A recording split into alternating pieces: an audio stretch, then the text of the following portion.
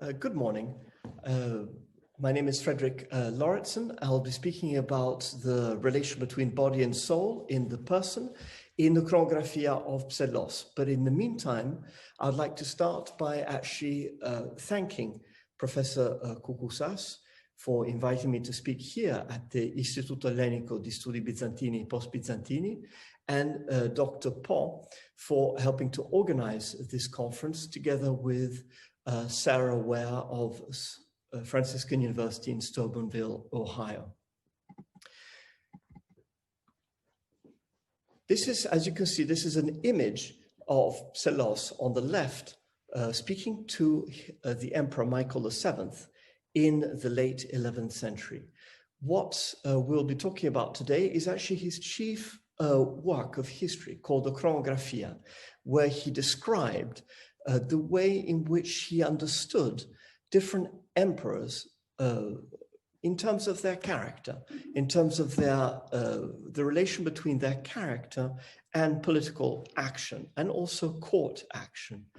For Psellos, this actually meant a balance between body and soul. And for him, this is what made a person interesting. In fact, I will not be discussing the intricacies, the philosophical intricacies of the relation between body and soul, which is an extremely complicated matter that I hope to tackle in the written version of this paper. But I'll actually be discussing what interests Psellos in this history, which is the actual physical appearance, or better, not the physical appearance, but the appearance of the person as the combination of body and soul. So the decisions taken by the emperor and its relation to the body, how he affected or she affected these actions. The 10th century Byzantine encyclopedia, known as the Suda, had actually already discussed about the fact that the effects of the body would pass to the soul and the effects of the soul would pass to the body. This means that there is effectively a collaboration between these two parts of a person, but it also means that medicine and illness become extremely important. An illness is a modification of the body, or sometimes of the soul as well, and can affect the way in which the person behaves, thinks, or even sees themselves in relation to others. Therefore, the relation between body and soul can be put into sort of jeopardy by an illness itself. And that's why Psellos dedicates a number of paragraphs for each emperor in the Chronographia about the question of illness, because illness represents a large obstacle for the person's behavior. And let me give you a first example here. There. Here is a famous passage from Book 6 of Chronographia, which I'll read out. Quote, "In the case of the ordinary man, his own nature, plus a good start in life, may be sufficient to ensure virtuous conduct for the simple reason that he is not overmuch troubled by outside affairs, nor do external events have any effect on his private disposition. How different it is with an emperor whose private life is never, even in his most intimate detail, allowed respite from trouble." Here, Psellos very clearly indicates that the fine balance between body and soul, which constitutes a person, can be affected by external influence. Here, he's giving an example of the waves of events or the pressures exercised by other people. But this sort of external pressure is described in many passages as illness. When an emperor or an empress or a person becomes ill, this is a form of external pressure that alters the balance between body and soul.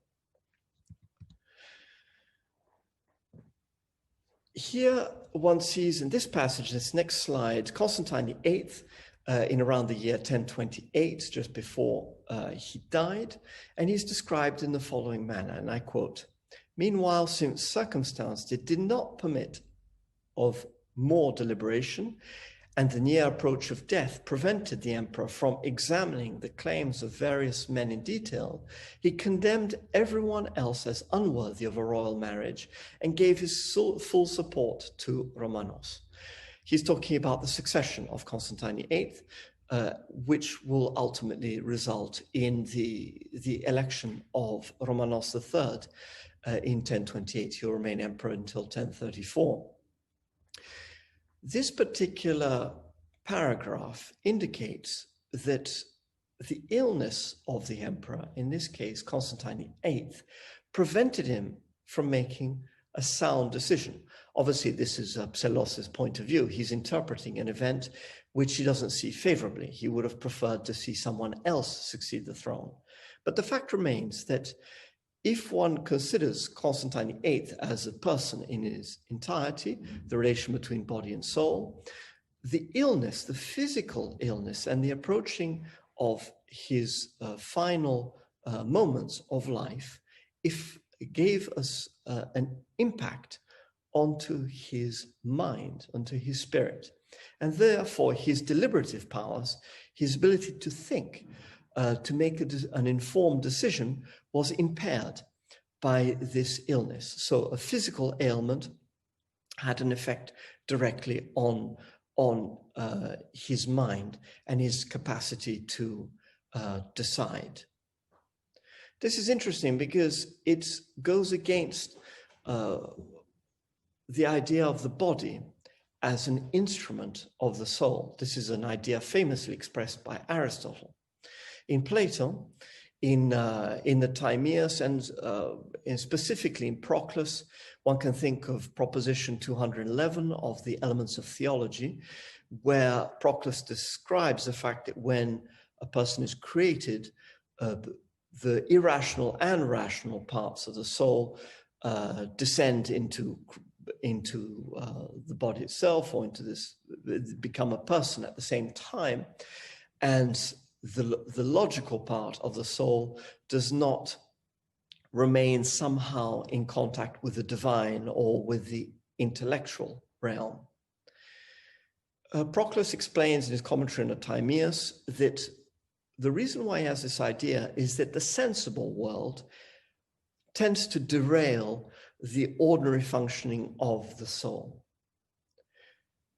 When he says derailing, it means that the sensible world, which is the world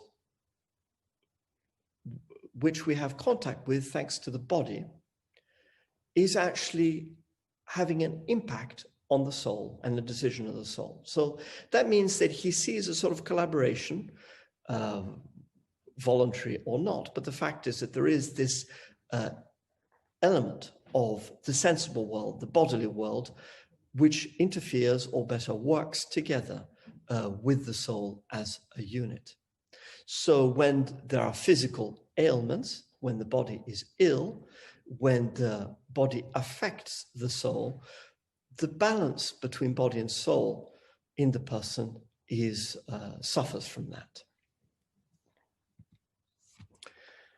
In this image, we can see a coin of Romanos III. He's the person who became emperor after Constantine VIII, who we just spoke about. Here we have another example of the mind or the spirit or the soul being affected by physical illness. And I quote, "An illness of all unusual and painful character befell Romanos. Actually, the whole of his body became festering and corrupted inside. At any rate, from then onwards, he lost most of his appetite and sleep. Poised on his eyelids, quickly flitted away. All the ill humors fell upon him together, harshness of character, peevishness of spirit, anger and wrath and shouting, things unknown in him before. All his life, from his previous years, he had been a friendly sort of man.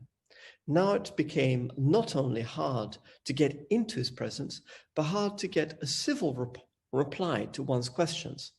Laughter deserted him, and his former graciousness and pleasant nature. He trusted nobody at all, nor did he seem to others trustworthy himself. In this description, one may recognize people that one knows or that one's encountered who have had a change of character because of the effect of a physical illness. This demonstrates the idea that a person really is a unit between the mind and the body, between the soul and the body, and that the balance between the two is very fine. And if there's a strong affectation to the body, the soul is affected as well.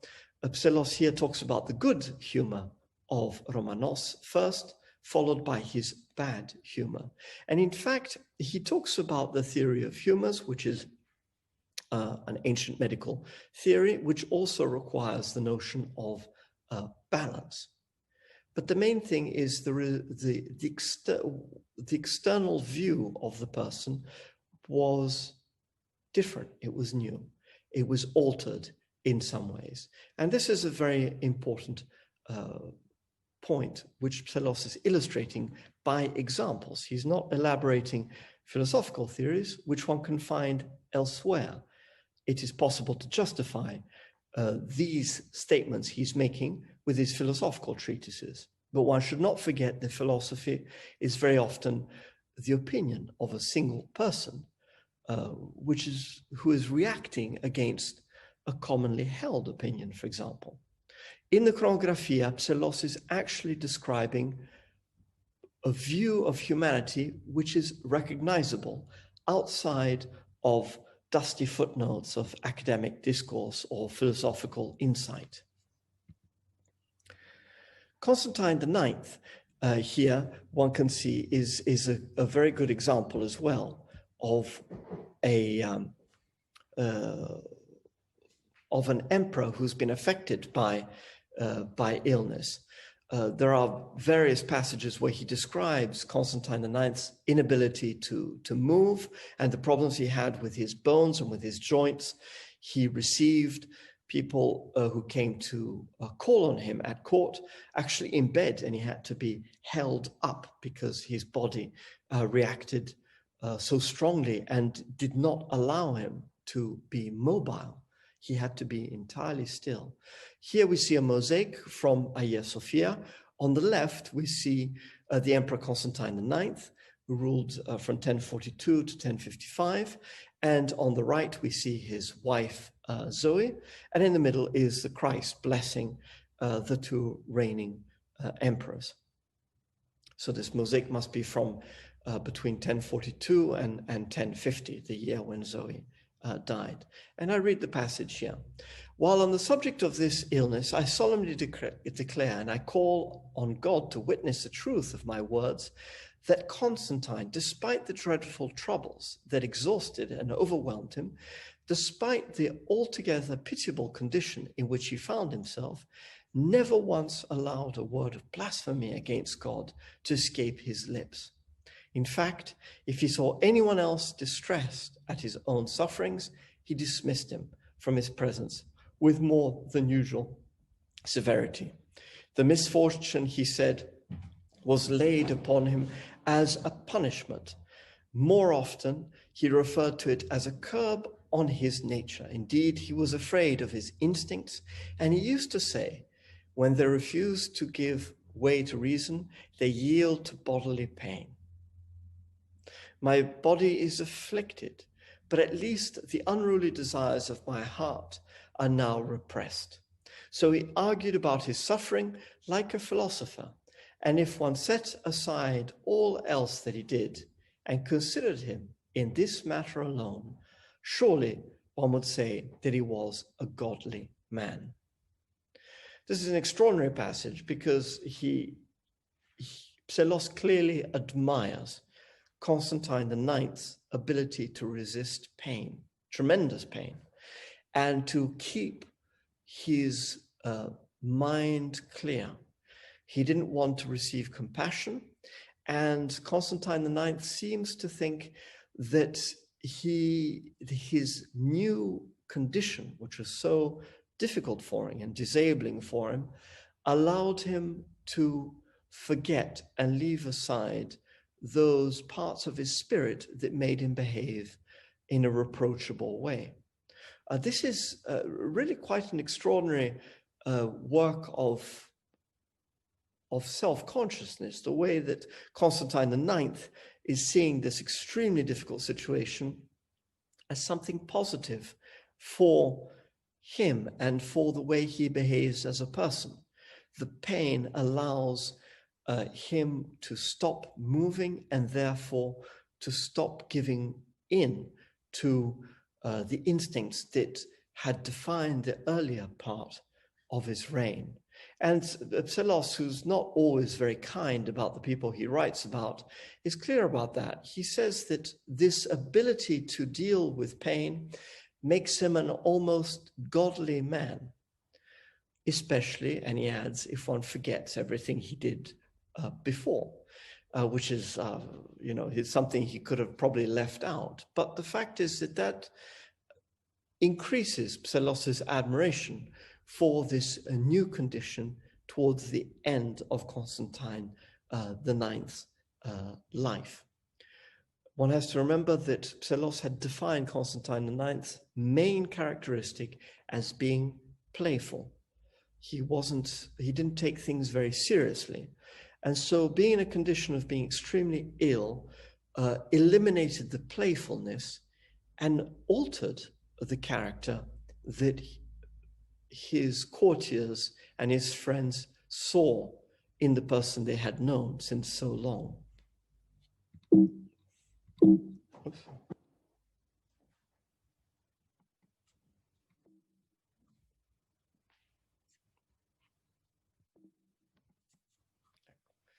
There.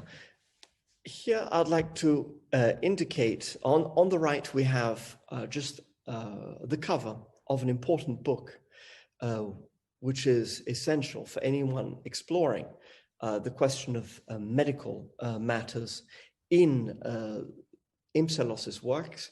I have to remind everyone that Psellos wrote over 1,100 works, which survive in 1,700 manuscripts. That makes him one of the most important writers of the Middle Ages, in not only in the Byzantine world, but also in the Latin, and in comparison to the Arabic world as well. That's a very great number of manuscripts. Some of these texts deal with medicine directly, and this book specifically by Robert Volk, dealing with the medical content in the writings of Psellos, published in 1990, is about 300 pages long and illustrates Psellos's deep interest and knowledge about medicine. He sometimes correctly describes illnesses which can now be identified based on medical knowledge we have now. He gives very good diagnosis. He's a very good observer, which is apparent in the Chronographia in terms of character, but this book also explores his ability to observe illness. One has to remember that his own daughter died in the 1050s, Styliane, and he describes her disease in a way that has been used in medical journals in the last 10 years to define exactly what illness she had. But to summarize briefly what I've said up till now, the three examples I gave, and there are many others, show that Constantine VIII's judgment was clouded by the decay of his physical condition. Romanos III's character changed because of his illness, and Constantine IX reveals his will to resist pain and to retain a balanced attitude. Yes, here I'd like to give one last example, which is very important because Psellos compares the physical condition of a person or of an animal with that of the empire, which gives a very interesting notion of internal balance between action and also the principles that guide the political action in the court of Constantinople. Let me quote here. A healthy animal with a thoroughly strong constitution is not altered in a moment at the first symptoms of illness. So with the empire and the reign of Constantine, this Constantine IX, it was by no means moribund, and its breathing was still energetic. The neglect from which it was suffering seemed an insignificant item until, by slow degrees, the malady grew, and reaching a crisis, threw the patient into utter confusion, complete disorder. This later stage, however, had not yet been approached, and the emperor, taking little share in the anxieties of power, but seeking recreation in a multitude of pleasures, was preparing the then healthy body of his empire for 1,000 maladies destined to attack it in the future. And here on the left, you can see a map of the empire at the time Psellos is describing. But very importantly, he's defining the relation between body and soul in a person, body and soul in an animal, and he's making comparisons with the empire as if it were a living organism. This is an extremely important aspect, which will also be developed more in depth in the actual paper itself. So I'd like to take the opportunity to thank you all for your attention, and once more to thank the Istituto Ellenico, the Scuola Grande di San Marco, and Steubenville, Franciscan University at Steubenville, Ohio, for organizing this conference and for agreeing to hold conferences also in the future, in the next years. Thank you very much.